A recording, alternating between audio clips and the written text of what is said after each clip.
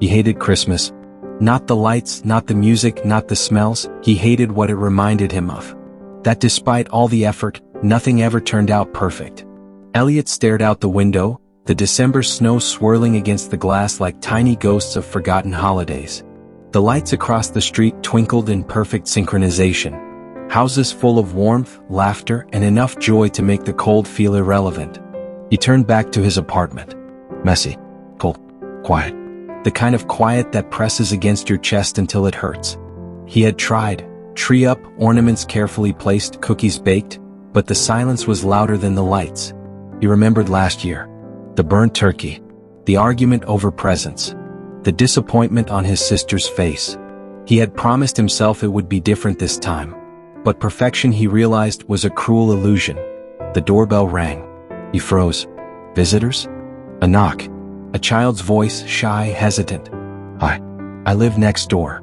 My mom said you might want some company? Elliot blinked. He didn't know what to say. He hadn't seen a friendly face in weeks.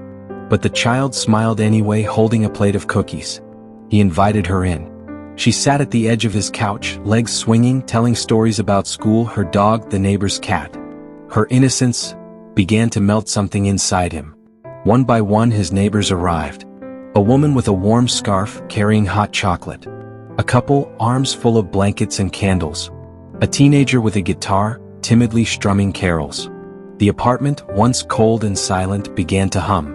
Laughter replaced the emptiness. Chaos replaced the quiet. The burnt cookies didn't matter. The crooked tree didn't matter. The perfect lights didn't matter. Elliot watched, feeling the years of disappointment and self-criticism slipping away. He realized perfection had never been about flawless decoration or picture-perfect smiles. It had always been about presence, love, and connection.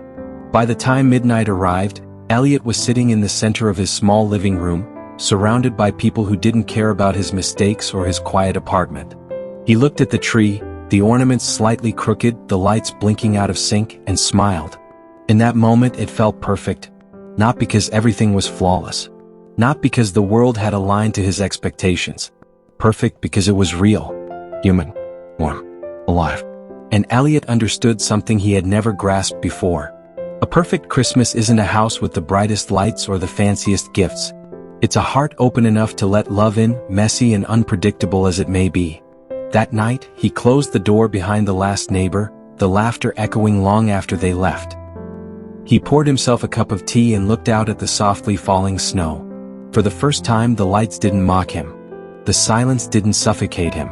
The imperfection of the day, his life, felt whole. Because perfection, he realized, isn't about control. It's about presence. It's about connection. It's about love showing up, even when life isn't neat or tidy. And in that quiet reflection, Elliot whispered to himself, This is a perfect Christmas.